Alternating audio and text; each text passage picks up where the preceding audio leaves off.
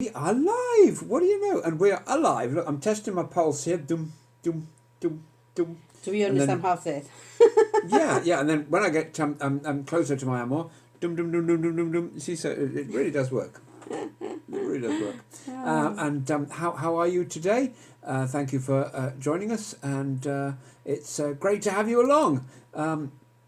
And I was going to warn my friend Kevin that we're on now, but such is life. He'll probably join us in a second anyway. And in fact, there we are. I've done my good deed for today. Right. Now, where were we? Right. A very rainy day. A very rainy day. Yeah, it's a rainy day in Georgia. That was a song.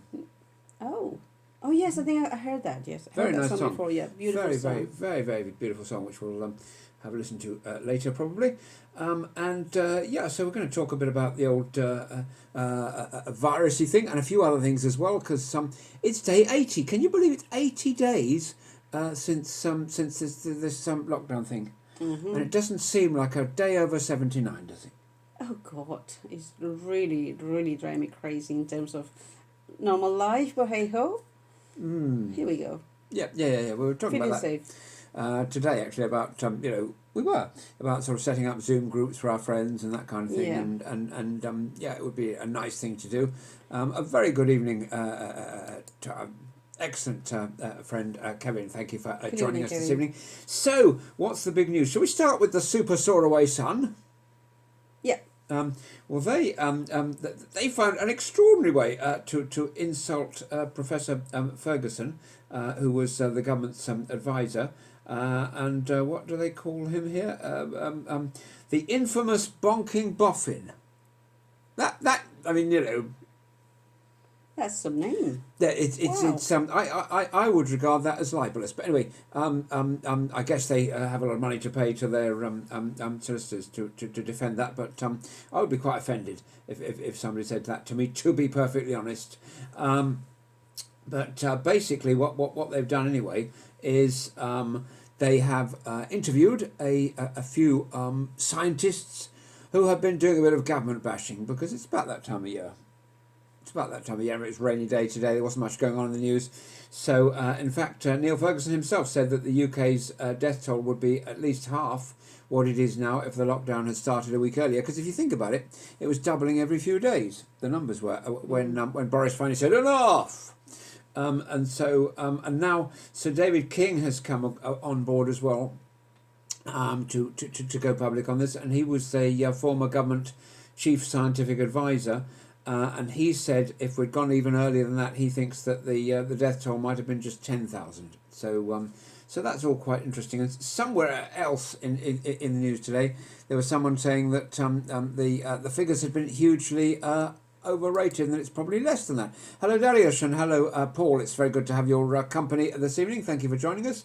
So we're just talking about numbers, because it made my head all dizzy thinking that it was day 80. Oh, and Paul's got this new camera. It's a kind of 3D one, and so he posts these photos on Facebook, and you can go like this with the mouse. You can go like this with the mouse, and you see kind of different angles and things. Isn't that a feature for the iPhone? I'm not sure. I'm not yes. sure. I think I've seen it before, but not for a long time on my what do you call it, news feed. So I enjoyed that. Especially there was a picture he did of a flower in the background and everything. Yes. And it was like wow. And congratulations on the new book as well, by the way. So anyway, so some variance, some controversy about the numbers, but since some Sun readers can't add up, it doesn't matter. They can't count beyond 5, because that's how many fingers they got on the old hand. Mm-hmm. Yes, we've insulted Sun readers today, and there was a comedian called Jasper Carrott who used to do that. Did you remember him? Nope. Oh my goodness, he was. They also been born. Oh my goodness, his claim to fame, apart from having a primetime TV show, is that in his student days or something, I believe he went out with Condoleezza Rice for a short time. The American government person in the. Was she in the Reagan administration, I think? Anyway, yes. Don't know. And hello, Robert. Good to have your company with us tonight. We're sitting in the old living room pontificating. Well, it was 150 deaths from coronavirus today. That's a good low number. We see over the course of the week. So, again, the crap they report in the newspapers, every weekend the numbers seem to be super low because the bureaucrats don't get, they have the weekend off. And then every Monday or Tuesday, Wednesday or something, it surges because they're just catching up on the ones from the last few days. And then so by the time we get to about this point in the week, we've got to kind of the true number, which is good. And we're going down week on week. And the government nicked my idea of doing 7-day moving averages, which gives you a sort of average of how it's doing over the week. And it's gone down from 300 a day on the weekly average to about 200 a day, which is quite nice. And we're a little bit below that at 150. So if we're all good boys and girls. And there was talk of relaxing this 2 metre, whatever it is. Yeah. That is complete bollocks, I'm sorry, and that's a rude word, but it's a really risky and dangerous thing to do, because while we're talking, we're spitting and spewing out all this stuff which has got viruses in it, if we've got the viruses. Going from 1 metre to 2 means you only get 1/10 of my amount of spit and stuff that you'd get if you were standing 1 metre away, and going to 3 metres almost makes it invisible completely, but going from 2 metres to 1 means you'll get a lot more of my nasty stuff. Yeah, but as from Monday, Transport of London, you're going to be required to travel with a mask on. Yes, clearly you couldn't social distance but 2 metres on a tube train, but I mean, they're thinking about relaxing it across society as a whole, which when you're walking, I mean, as it is, in the odd occasions when I venture out of the house, I have to duck and dive and dodge as people are coming along within 2 metres of me and invading my personal space, and sometimes I say quite loud, sarcastic things. Don't know, have you noticed? And I say, oh, there goes, but only if they're sort of not, if they're sort of big and burly and muscular, I say, good afternoon, sir, how do you do? But if they're a bit weedy, I'll say, oh, there's someone without a brain who doesn't know the meaning of social distancing, and trying to shame them into behaving a bit better. Good Lord above. Kevin tells me that we lost all the sound for the first 7 minutes. Good Lord above. So we are starting again. I'm so sorry. I think we'll, should we, I mean, I cannot apologise sufficiently, but the fact that we've still got people watching when all they could see was the animatronics or something is an extraordinary thing. And hello, Stuart. It's very nice to have you with us. You just joined at a point where we realised that we didn't have the sound on, because I'll let you into a secret here. Being a radio jock, we have this. Well, I can't even show you, but we have this microphone and mixer and all this sort of equipment, which is supposed to make the sound a bit better if I remember to turn it on. So we've had 7 minutes of silence, which means I'll have to go and subtitle this one. Ooh la la! And what can I say? An extraordinary thing of epic proportions. It will be visible on our YouTube channel in full, and I'll post that up almost immediately. But then the subtitles will have to wait until tomorrow when I get there with my notebook and write them all down. Only joking, it's all done automatically when I can be bothered. So we were saying about the 2 metre rule is going to be... Yeah, we were saying that the 2 metre rule is a bunch of is very important, and that reducing it to 1 metre is, as they say in the trade, a bunch of arse, because as I'm talking, stuff's coming out of my mouth along with the words, lots of little droplets and particles and all this kind of thing, and you are 1/10 as likely to catch this thing from me if you're standing 2 metres away as if you're standing 1 metre. And there was a case, wasn't there, of a super spreader where there was somebody who, for example, was in a choir practice, wasn't there, and they infected 57 other people because they're going, oh, and that really spews lots of stuff into the room and is not good at all. Kevin says we're coming through loud and clear, and on the basis of that, everybody who was watching before has disappeared. I'm only kidding you. I'm only kidding you. Whereas just seeing us doing this is a bit less irritating, perhaps. I don't know. So we're going to kind of go back and try and remember the sort of things that we were talking about. We were talking about the vastly insulting way that red top newspapers talk about eminent people, because the red top newspapers have very, very expensive lawyers. So expensive that the tax people can't charge them tax because They know that the HMRC can't afford lawyers as good as some of the tabloid newspapers. So these people don't pay as much tax as hardworking nurses, doctors, and I nearly said and politicians. No, hardworking nurses, doctors, policemen, and key workers. David, what is Red Top newspaper?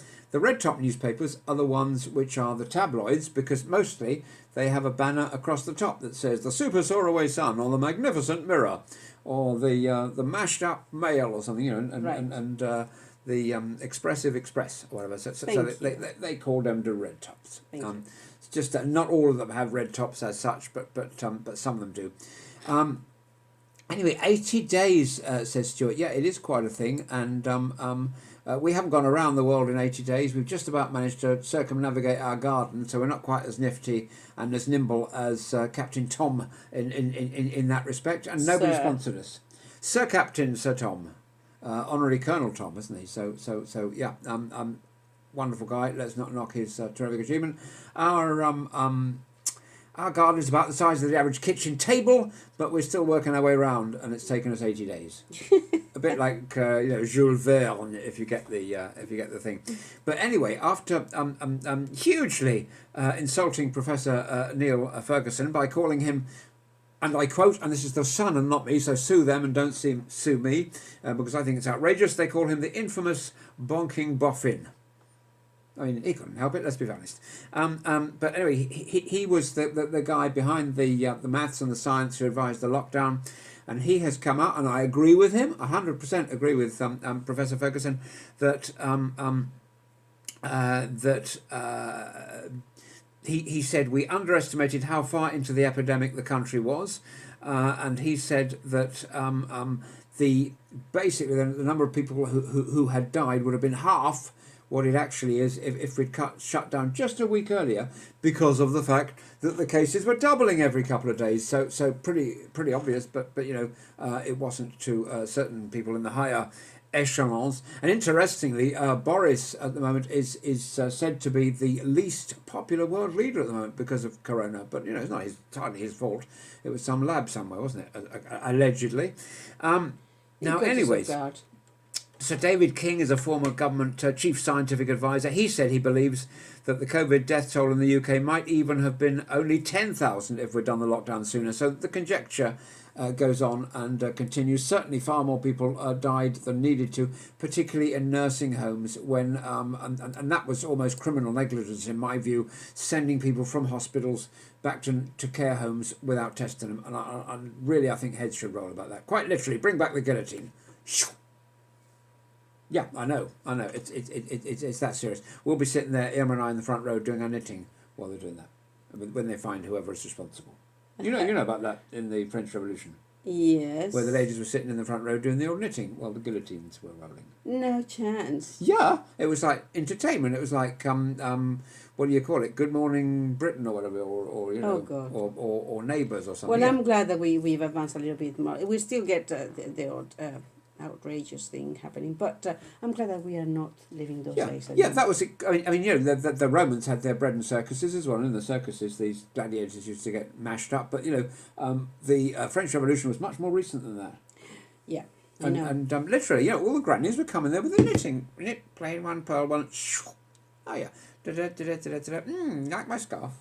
It's you can't make it up, but it's true. And look it up on Wikipedia and elsewhere. Oh my God, David! Oh. Honestly. Well, I know it's sometimes it's good when the sound's off, isn't it? Really, I like to think. Anyways, on to the more kind of serious matters. People who test positive for COVID-19 must cooperate with the NHS as a matter of civic duty, according to Matt Hancock, but not necessarily as a matter of legal duty, which would make them actually do it. So at the press conference today, he said that 85% of people who have been asked by the NHS to self-isolate have done so, because clearly that's the way to stop it spreading, so that if you've got it, or if we think you've got it, you stay home and then you can't give it to anybody else.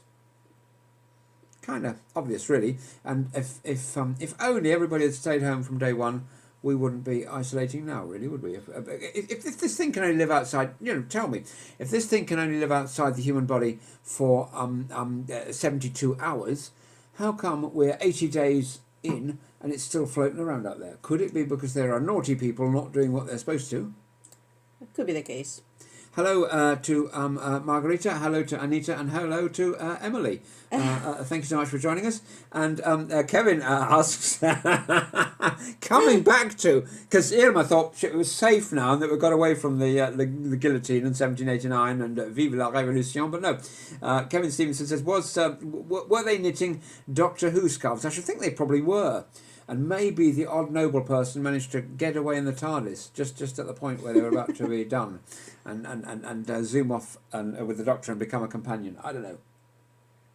Who knows? But Doctor Who scarves are the best.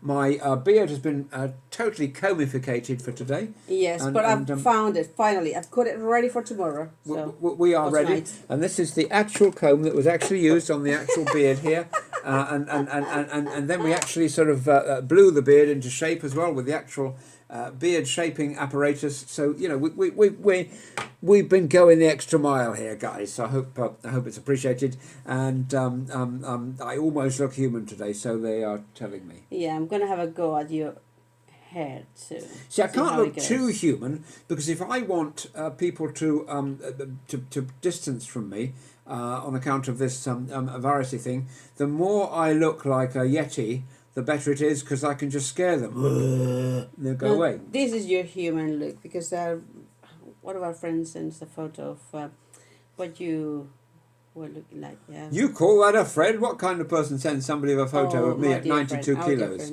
And she took a look at that and almost divorced me. And I know, it was horrible. And she said, my God, did you really look like a 12-ton elephant? And I said, well, yeah, that was me on a good day. I know. So that was quite a scary thing to catch up with your younger self at a time when your younger self was not quite as youthful and good looking as today. Oh, come on. I'm very close to my weight now that I was all through my 20s, so that's terrific. And it was triggered by eating a load of biscuits. I used to eat 2 packets of biscuits a day when I was about 31 or 32, and that triggered the old balloon in the old stomach, which stayed there for about 30 or 40 years because I didn't know what caused it all and everything. I'd never taken the trouble to work it out. And then I found myself doing some heavy manual work, and it all shrank. And then I read about it, and then it shrank some more when I was doing all the right things. So the David diet will cut you reasonably effortlessly from 92 kilos down to 67 and falling. How about that? Yeah, you go into the TED with our friend Andrew. And it doesn't, absolutely, and it doesn't, what it doesn't involve is having an app on your phone that counts your calories or being obsessive or blah, blah, blah. It's pretty damn easy. We're all different. Some people need some kind of guidance, just kind of a pat in the back that they're doing well. But really, everything is to do with the lifestyle. And stress is a huge factor. I was overweight a little bit time ago, and it was to do with the stress and eating habits. And now that we have a bit more steady lifestyle, etc., it just comes off gradually. Well, now Kevin says the beard looks very smart. I'm honoured that you would say that, sir. Oh, don't, Kevin. No, that is absolutely wonderful. That ticks all my boxes. You are Kevin is the man. Oh, and he's very, very kind, and we're totally honoured. Manny, hello, thank you for joining us this evening. Welcome to our little old living room here with the globe and the hat and the TARDIS and the dog behind us there, and a pile of books that Irma is sitting in front of, because we're having a bit of a spring clean and going through those. So many books, and it's so difficult to get rid of them. It really because they're is. so interesting. They're good, aren't they? Because over the years, I've never been able to resist a bookshop, especially a charity shop, because when you go into a big W.H. Smith or some big book retailer, they just got a whole shelf full of the same books. So it's this is the bestsellers, But and you have some little gems, like this one says they are very, very old, and it's called The Good Husband, kind of, The Good Husband, which I like to read. And then you have The Good Wife. Hey. And I think these are very, very old books and they're classic stuff. Reprints. The words come from some books that were written in the 1930s, and they've illustrated them with different illustrations from that period, and it was published recently again. So it's terrific. The blurb in the back for The Good Wife, it says, Don't neglect the powerful weapon you possess in the shape of a little judicious flattery. Oh, I thought it was standing behind the door with a rolling pin when I come home drunk from the pub. And for the good husband, don't tell your wife terminological inexactitudes, which are, in plain English, lies. A woman has a wonderful intuition for spotting even minor departures from the truth. Oh. Uh-huh. Wow. Smart. So, but these are very books like these are just so difficult to get rid of. We're gonna have trouble. There may be trouble ahead. Do you know that song? I do. Anyways, test and trace. Of course, we've got a different one from all the rest of the world because. Saying that, we passed by one testing, and you can see all these people stuff lined up, syringes and nasal swabs and petri dishes and all that equipment and people in hazmat suits looking like they've come from SpaceX on the way to Mars. That place. Yeah. Yep. Yeah. And people queuing up in their cars thinking it's McDonald's. They go, "Can I have fries with that, please?" And they go, "What did you do?" You know, I've tested you. Oh my God, David, you're hyper today. It's your hyper day. It's hyper day. Yeah, absolutely. 85% of people who've been asked by the NHS to self-isolate so far have done so, which is good. The other 15% send them around to me and I'll persuade them. How does that sound? Right. Yeah, I am hyper today. I don't know what it is. It must be something in the water. I don't know. So then we've got we've had two experts from the Super Solar Sun saying that the death toll would have been much lower if they started the lockdown earlier, kind of from the Department of Bleeding Obvious. And then we've got Professor Karol Sikora, who is an eminent oncologist, and he says that the death numbers for the UK for the coronavirus have been recorded too high by doctors. So there's a lot of controversy about all this kind of stuff because he goes, and this is the Daily Telegraph, so it must carry more weight than the Super Solar Sun. And he says that the death toll from coronavirus may be half of what's been recorded because it's an easy thing to just put coronavirus on the death certificate because then, you know, it's just next, coronavirus next, you know. Not that doctors obviously would operate in that manner. He says many victims of the pandemic would have died soon anyway. That's a very cynical view. Well, doctors are used to, I mean, they are usually detached from their emotions because they deal with so many patients, and every single patient is full of emotions, stuff, and we think they're going to fix us all, really. So I assume that's where that comment comes from. Medical detachment. Professionals have to, well, A, they have to maintain the Hippocratic Oath, but also B, they have to have a degree of detachment because, you know, and I know that the rookies who are starting out, they get attached to some patients and start talking to them, and then the next day the sheets are all folded nicely and everything, and that person isn't there anymore, and, you know, it would do you in, wouldn't it, if you had to put up with this over and over and over and over. I have tremendous admiration for the people who were working in ICU at the peak of this because according to our friend Dr. Mike, it was relentless, that there was no time off. It was just patient. All of these guys very, very, very sick, and according to some reports, by the time they went into ICU with a sort of similar chances of survival as Ebola by the time the disease has progressed that far. Yeah, there were a few photographs that we've seen on the media, very dramatic photographs of nurses, doctors, and just there was one that really shocked me, in which one of them were sleeping on a little trolley, and then the other one underneath the trolley, and one on the floor. Wow. I think this was taken in Spain, so that's so awful things to see. Terrible. Yeah. Terrible. It's you know, when we don't plan and when we don't sort of resource things, that's the kind of thing that happens. And realistically, you know, governments like to get re-elected every 5 years. So I had a friend who was working quite high up in the government in France, and she said, you know, that as each new government would come in, they'd just shred all the policies of the previous lot, and then they would spend about 90% of their time kissing babies and all that kind of stuff to try and get re-elected next time around, which is very sad. And so the sort of constant changes of governments that we get in our democracies, and it's probably great not to have the same horrible dictator there all the time, but the downside is that there's no incentive to plan more than 5 years ahead, because you can always, you know that the next people coming in are going to blame you anyway. And you blamed the last lot. So what would make a difference then in terms of re-electing or electing a government? Yeah, it's a good question. Having some degree of responsibility for what comes after, taking a longer term view. It's like, that's why none of them pitch in on climate change, because it's going to be after my watch. What does it matter? And some of them, even like the Donald, just say it doesn't exist.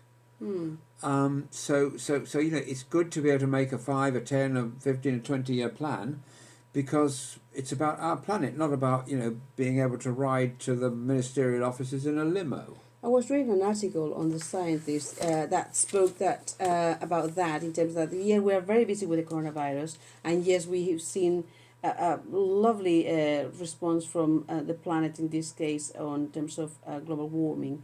However, that's the thing that is happening anyway, coronavirus or not. So we are moving out of and it says that the other crisis here and the leader, because we are focusing on coronavirus, and it's justified, but it's not the only danger we face, and still climate change is still a big thing on the agenda that we should not lose focus, more so in places like the Amazonas and things like that. See, one of the things about newspapers and television news or whatever is that something happens. There's an enormous plane crash or something, and then for the next 2 or 3 months, every little plane crash, every 2-seater light aircraft that crashes or something, it's on the front page of the newspapers. And now, the coronavirus thing, every little development on that is on the front page of the newspapers. And they focus on particular things. And climate change was kind of flavour of the couple of months, at the end of the last year, and then. Where's Greta Thunberg now? Where are all these campaigners? I'm sure they're still campaigning, but it's just not being reported in the mainstream media, and that's a shame. Yeah, I do understand that it says, we can't afford to tackle our crisis one at a time, and we can't let politicians off the hook on climate change. We absolutely can't. We absolutely can't, because this is something that's going to happen, and I've got my scuba diving gear for use in the house when the sea levels rise, but not everybody does. And on a serious note, it is. There was that song by Busted, wasn't there? Because I've been to the year 3000. Not much has changed, but they lived underwater. And again, it's kind of, but by humour, they're saying, look, guys, wake up! It's going to be.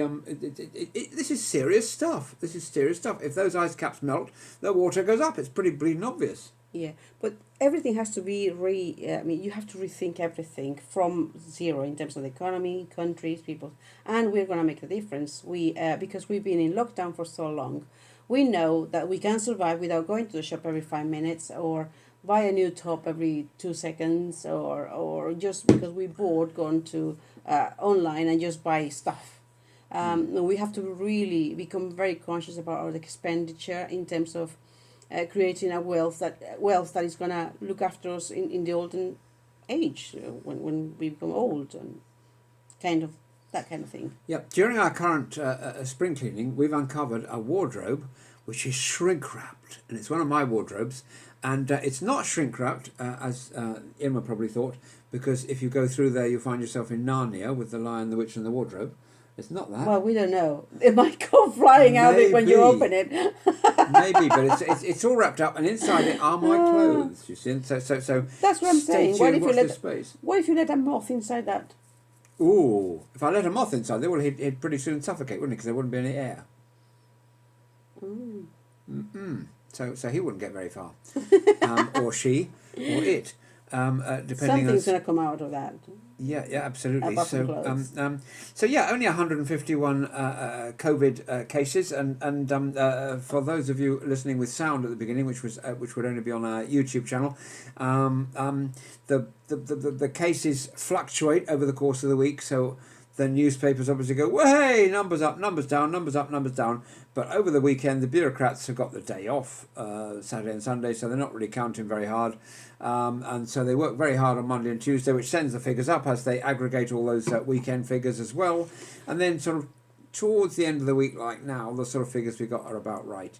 Our 7-day moving average, which the government nicked from us, has gone down from about 300 to about 200 a day. So, it's going in the right direction.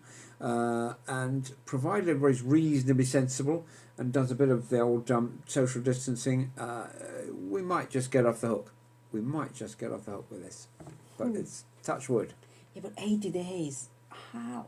Wow, 80 days. It's quite a thing. 80 days is a phenomenal amount of time, here. really. We're still here. That's what it matters. We are. Yeah, we're still here. But for which I apologise. Sorry, you're still putting up with us, but it's very kind of you to join us at home on these little soirees that we do, not every night, but at least every second night, because we are sort of having a mega monster spring clean thing at the moment, which is taking up a huge amount of our time. But anyway, moving on to the subject of the housing market, which is always an old perennial. And the housing market is depressed. There's been a bit of a pickup in inquiries, but what estate agents are expecting actually is an upswing, a big upswing in demand for homes with gardens, so that people can sit there and talk over the fence to the neighbours. You can see the sense of that. Mm-hmm. You can see the sense of that. So it's very nice to have that. And postage stamp gardens like ours, probably not such a demand for them. Actually, it's not bad because you can make this kind of tandem stuff to plant herbs and things like that. Oh! I thought you were saying we can turn it into a tundra, our garden. Tandem. A tandem. Oh yeah, can we get one? Can I have one for my birthday? Are you going to go on the front or the back? The back. Oh my goodness, that's what I used to be in pantomime horses.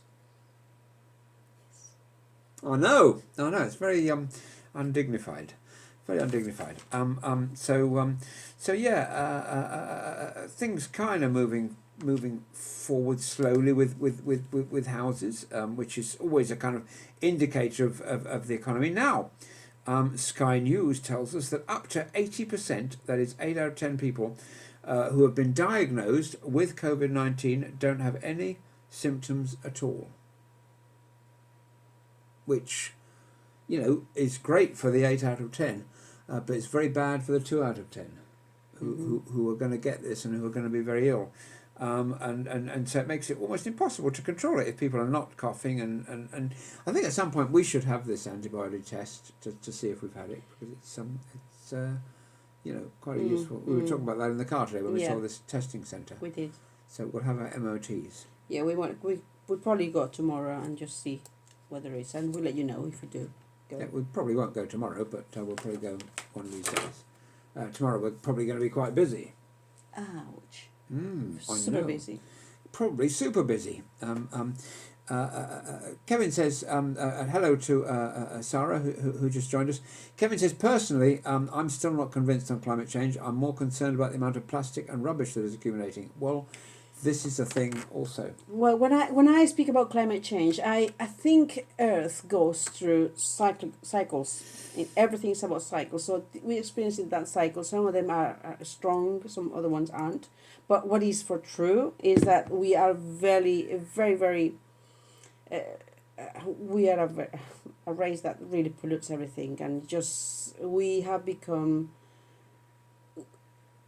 We consume a lot of everything, and we buy everything shrink wrap and plastic. So I do understand what you're saying. In fact, today, and you can even do it accidentally, I had this kind of sugar that I put it inside a plastic bag, inside the sugar container. And I just kept putting my spoon and just getting my little sugar, which is brown sugar, on my tea.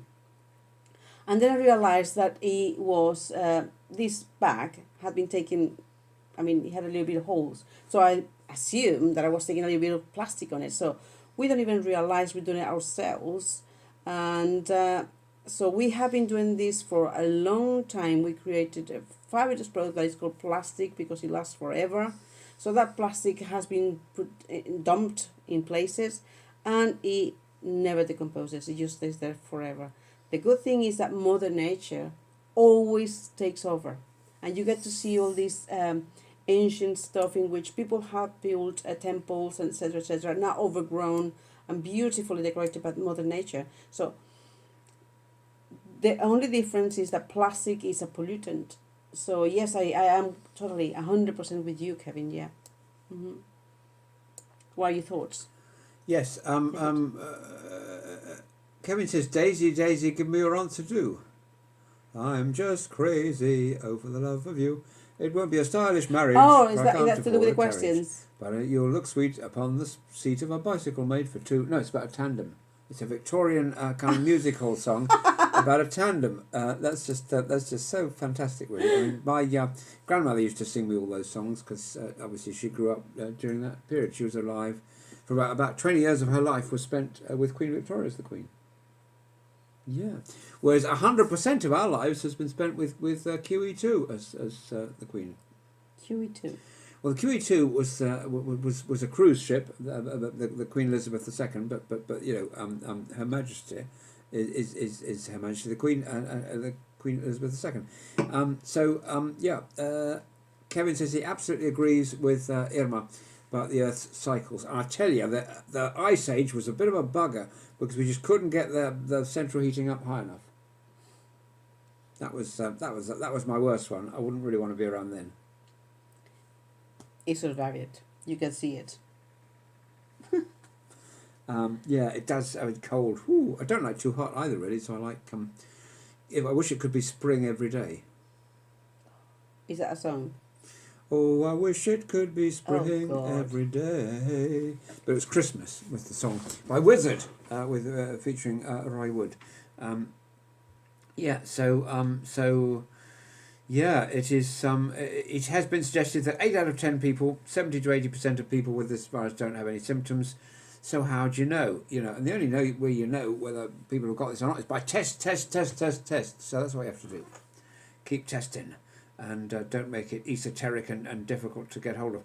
There was a care home in Scotland, quite extraordinary, at a place called Esk Green, which is a council-run facility near Edinburgh, which just went into lockdown before the crisis. Early on the basis of the local manager of that facility, and she told her 27 elderly residents that they had to start physical distancing and shielding within that facility, and they did, and they haven't had a single death, they haven't had a single case. So you know, that is a wonderful, very, very positive, very, very uplifting story, and I'm delighted to bring that to you this evening. That's according to the Guardian newspaper, and you know, they closed a week before they were advised to, and with some grumbling from the local officials, but they saved lives. So you know, which is kind of what it's all about. So sometimes when people go out on a limb like that, that is a wonderful, wonderful thing to do. Yeah. Mm-hmm. Wonderful. Yeah, I mean, our elderly people. I come from a nation in which we respect our elderly all the time, forever and ever. Nowadays we do, but when I was in Mexico, I mean, we did have the nursing homes, etc., but we were reluctant as a principal to send our parents there because they looked after us. The least that we can do is just us looking after them. So when it comes to my mother, I remember coming back home and she became very ill, and I had to work very hard, medication, etc. We don't have the NHS and things like that, so you have to work to pay for everything. So my work would involve being away in business. So and my mother was at home. So what I did at the time is just ask someone to look after my mother, and luckily she was kind of first stage nurse, but she gave my mother more than that, which was love when I was away, and that's important. So this is a fabulous story that you just read, because it's about love and care for our elderly. At the end of the day, it's our elderly who build this nation, who set the standards that we have now taken down. And I say we because although I wasn't born here in England, I feel that I belong here because my life, my children are here. So we must respect our elderly, and so that's a fabulous. Thank you for sharing that, David. Now, here's a kind of bit of a scandalous thing reported on by the BBC. It's quite a long article, so I'll just give you the gist of it. That we know that black and minority ethnic communities are more affected proportionately by this virus than others, and this is something that the government's been looking at. Public Health England published a review last week confirming that this is the case, that it's disproportionately high. And they've got another report that's going to be published, and they consulted, I believe, 4,000 people. And this report also made recommendations as to how we could try to sort of mitigate this. And they're publishing the report, and they've consulted all these people, but they're not going to publish, according to the BBC website here, the recommendations. So what good is that? We have a duty to protect people, and there's a guy here called Professor Raj Bhopal. He's an emeritus professor of public health at Edinburgh University, and he's saying that he's alleging that Parliament hasn't been told the full truth, and that there's kind of more going on. There's more recommendations and more stuff than has actually been made public. If we know how to save lives, for goodness sake, governments, publish it. Tell us. Let us protect ourselves. My only concern about of their comorbidities, that they are probably more at risk than any other section of the population. That concerns me because there has been so many manifestations, so many demonstrations Yep. here in the UK and everywhere worldwide. They've been exposed. Yeah. I mean, what's going to happen with? How? Why? It's difficult. I mean, racial prejudice, racial stereotyping is a terribly, terribly bad thing. But it's a bad time to be demonstrating. When we're all supposed to be socially distanced. They're exposing themselves. They're exposing their community big time. In fairness, not everybody at these demonstrations were black or minority ethnic. There are a lot of white people in the demos as well. But for all the people who went on these demonstrations, it's a very noble cause. But it may have. We'll see, won't we? We'll see in July whether this leads to new outbreaks. Too early to say. We just don't know. With this virus, because it's a totally new thing, it's very difficult to know how things are going to play out. But definitely we've been self-isolating as much as possible. And I hugely, despite all the injustice there is in the world, which is the most terrible thing, but we can attack that later on. There'll still be injustice. And all through when I was young, being a child of the 1960s, we used to go on demos all the time, although I was about 6 years old at the time, so I didn't really get a chance to. But that generation protested, and there's always time to do that. But pandemics, probably better to stay at home.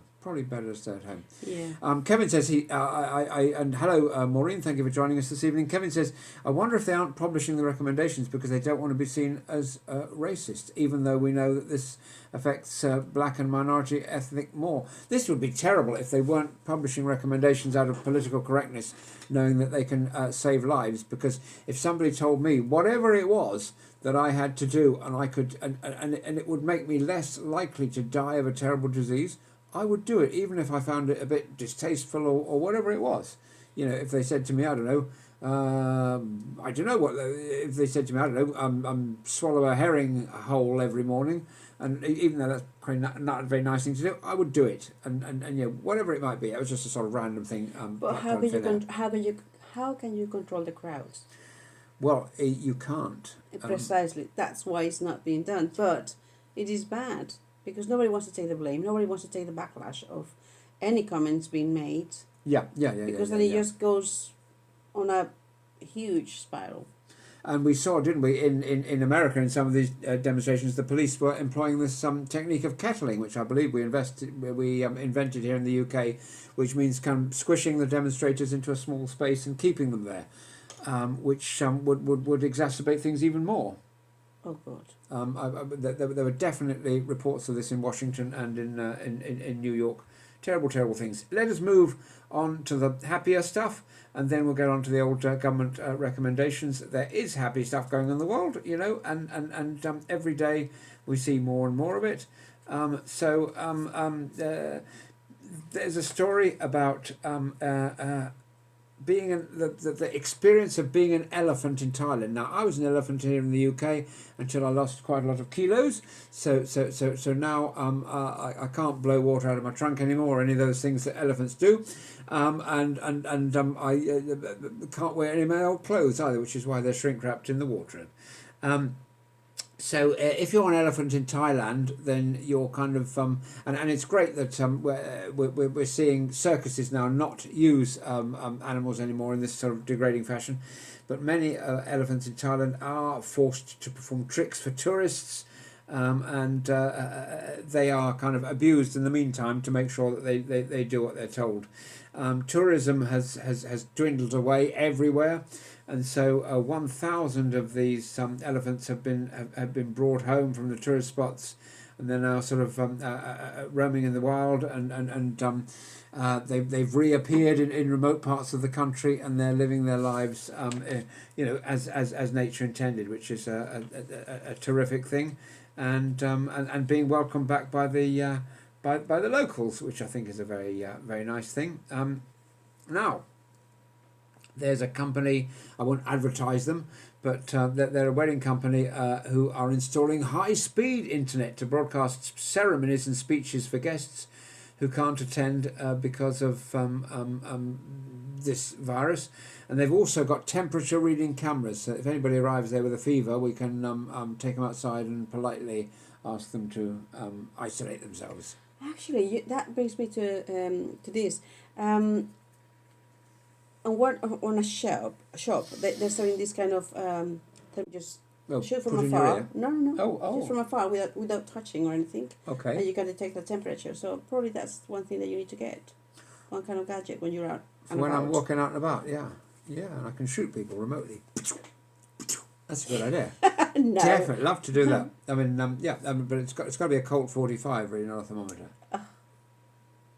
Only kidding, fellas, because here in the UK we're not allowed to have, we don't have a Second Amendment, so we're not allowed to have guns to protect ourselves from the government, as our friends over in America are. No. Guns are bad. They are. I don't believe in guns. But, conversely, some of the greatest dictators of all time, and I say that word great quite loosely, one of the first things they did when they came to power, whether it was Russia or Germany or whatever, is to ban the citizenry from having guns, so that they can knock on the door in the middle of the night and take you away without any possibility of you defending yourself. So there are two sides to this, but having said that, when teenagers go into school and start shooting their classmates, that's a bad thing as well. So there are two sides to every debate, really. Mm-hmm. There are, and so there's a retirement village operator here in the UK who have introduced virtual village centres on social media with exercise, cooking, language and tapestry classes for residents to enjoy while isolating. How about that? And they can probably even knit Doctor Who scarves, coming back to our earlier point about that, which is quite nice. In Cologne, at Cologne-Bonn Airport, what is it, in Cologne or is it in Bonn? That's a good question. I don't know, but in this airport in Germany, which is either in Cologne or in Bonn, they've made a drive-through art gallery in the parking lot with 300 works of art on display. That's a new one. I haven't heard that. I haven't heard of that before. But why not? Why not? Because you can do lots of things from your car, so why not? And finally, as they say, and we haven't forgotten the questions though, there are 2 theme parks in Denmark which have reopened with social distancing. In Tivoli Gardens, a queuing app helps the visitors to avoid crowds and queues in order order food to collect. The park hasn't been without guests during the lockdown completely, but it was repurposed as a temporary kindergarten. Yep. Oh, okay. Theme parks, because I think zoos are having a bad time worldwide because nobody to attend them, no people to visit, no food for the animals. So we really need to pay attention to that. Well, Kevin tells us that our zoos, safari parks, and drive-in cinemas are due to open on Monday. And he and Dorney, his other half, are going to support one of the local animal parks which needs support for its breeding and rehabilitation program. That's wonderful, because animals don't ask to be in zoos, do they? No. So we shouldn't, let them starve. So I'm glad that the government finally pulled its finger out and got that together, because really we don't need to go to furniture or clothes shops, but this is a matter of basic necessity to open up those zoos, to get the money flowing in so they don't have to fold, so that those animals have a life. And art is very important, so zoos and art, and we need to really find a way that government really gets attention to those two. Absolutely. Because art is good, because it really keeps you going. It kind of gives you that time for yourself to express yourself. We are not all artists, but it would be great if we were to express our abilities and our love or our passion in some way. Absolutely agree with you there. We've got, just before we go, a couple of questions from the public, kindly provided by our friend Kevin from that press conferencey thing where they have the podia. And Andy from Bromsgrove says,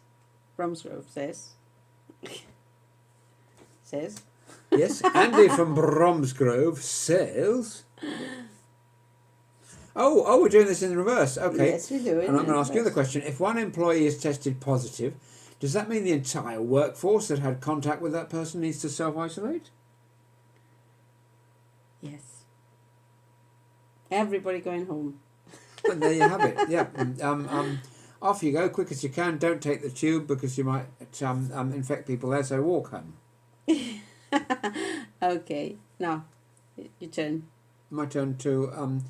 Okay, and well, that's the end of that question then. Okay, and Katie from Preston says, as a parent of a child with significant additional needs, the lockdown has had an impact on the support network that we and many other families rely upon. Can you tell me how this could be reflected in any changes made to social bubbles? Oops, we forgot about that. That would be the answer from the podium if they were honest, but we'll get round to doing it. It is very important. And those support networks are vital, really, and they haven't thought about that. They've just thought about hugging your grandparents and visiting your significant other, which is equally important. But I would say the government should pull their finger out and get on that one right away, because it's very, very important. This is a serious thing, because I know we're flippant about a lot of the answers that we give, but that one is serious. Indeed.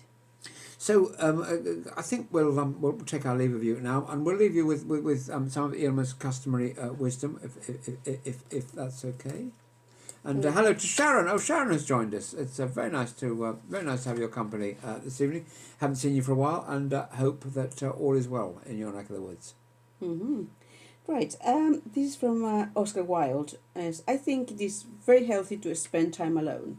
You need to know how to be alone and not be defined by another person.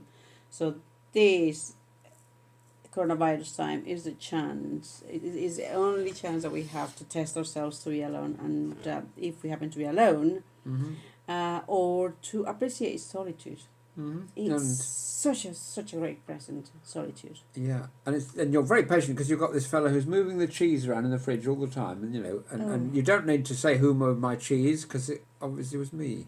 Yeah, and from Lao Tzu, and this one I do believe, and I preach enormously. Watch your thoughts; they become words. Watch your words; they become actions, and it is true. Very much so. And on that note, we'll take our leave of you tonight. Thank you so much for your company. It's been awesome to have you with us. And we will be back again in the not too distant future, I would guess. Tomorrow. There's a very high likelihood. We're taking bets on the moment, so it's odds on. Yeah. indeed, 50p. It says we'll be back tomorrow. But on a serious note, thank you so much for your company. I will add some subtitles to this particular video so that upon watch again, it's not necessary to just watch us going. What? Which would be, indeed, which would be rather silly.